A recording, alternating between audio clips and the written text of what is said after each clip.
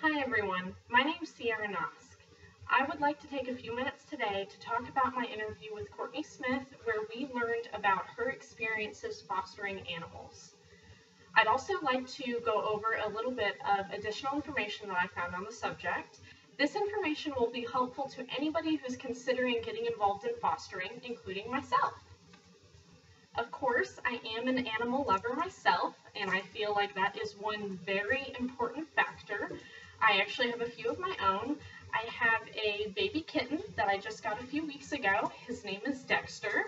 I also have a pit bull puppy named Lola. She's about 3 years old now, as well as a 7-year-old orange tabby who actually lives outside. This is Dexter right here. He's very sweet and very adorable. I love his little bobtail. He's my baby. And this is my puppy dog, Lola. Lola, come on. Look at the camera. She's very cute, I promise. So we love animals in this house, that's for sure. Animal fostering is a wonderful way to make a difference in your community and to save the lives of many animals. By becoming a foster, you're actually taking those animals out of the shelters and bringing them into your home. This actually helps save lives because when shelters become too full, they're either forced to euthanize the animals or to send the animals to another shelter. Bringing an animal into your home is also really helpful for the animal's development. It helps for them to become more social and to also be more accustomed to a warm, loving environment. Living in a shelter is not the happiest or the healthiest thing for an animal. Imagine if you had to live in a hospital for an extended period of time. Also, if you love animals but are not sure about making a long-term commitment to one, fostering could be a great option for you. When fostering, you don't have to worry about the adoption process or having strangers coming in and out of your home. Courtney told us during the interview that when she fostered, how that worked was she would take home these sick kittens, nurse them back to health, and return them to the shelter for them to be adopted out. I really like this because I'm not crazy about the idea of strangers coming into my home. While it's an amazing and honorable thing to do, there are certain obstacles and challenges along the way that are really important to consider before making that commitment to fostering. Make sure that you have the space to foster.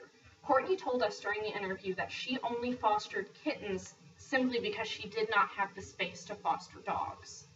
An article that I read on petfinder.com titled "Before You Foster" expressed the importance of this. It stated that it's vital that you're able to separate the fostered animals from your personal pets. I live in a one-bedroom apartment, and personally I feel like this aspect would be very difficult for me. Also, keep in mind that these fostered animals could potentially cause damage to your home. Beware that it is sometimes very difficult to give up these animals when it's time for them to go to their forever homes. Courtney did tell us that she ended up keeping a couple of the kittens that she fostered, which is understandable. They spend a lot of time with you. They're living in your home for an undetermined period of time. You can become very, very attached to them and start to feel like they are a member of the family. The Jacksonville Humane Society actually encourages this. There's a frequently asked questions page on their website, and one of the questions is, what happens if I fall in love with my foster pet? Can I keep it? The reply is, this is a wonderful dilemma. Really, it is great if an animal can remain in an environment where they're already comfortable and loved, considering the fact that the rehoming process can be difficult and painful. Keep in mind that there may be some everyday expenses that you might run into while fostering. The Jacksonville Humane Society states on their website that they do provide you with all the materials needed in order to care for your animal. But when we talked with Courtney, she expressed that she did have to pay for food, litter, and other everyday expenses. Know that fostering is very time-consuming. MatadorNetwork.com expressed the importance of this in an article titled "Beginner's Guide to Animal Fostering." The article pointed out the fact that it may be necessary for you to make frequent trips to the vet if your animal is ill or just for regular checkups and shots. Also, if you're fostering a young puppy, they will need to be walked every few hours. Courtney recommended that someone with a full-time job do not try to take on the task of fostering sick kittens. Many sick animals need around-the-clock attention.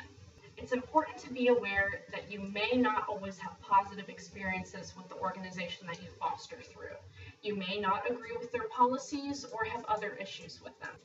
Courtney's occupation as a foster parent ended quite abruptly when she told us about an instance where she took in a kitten that she had found in the dumpster, and the woman at the Humane Society told her, "This kitten's not friendly, we're just going to have to put it down." To be safe, you should anticipate situations like this and be aware that it may be necessary for you to make compromises and possibly even seek out other organizations to foster with. This is another area where communication is very important. All of these points should give you an idea of what it might be like to bring in a new temporary friend to your home. Fostering can be extremely rewarding and fulfilling, but it's important to anticipate the challenges that you may meet if you choose to do so.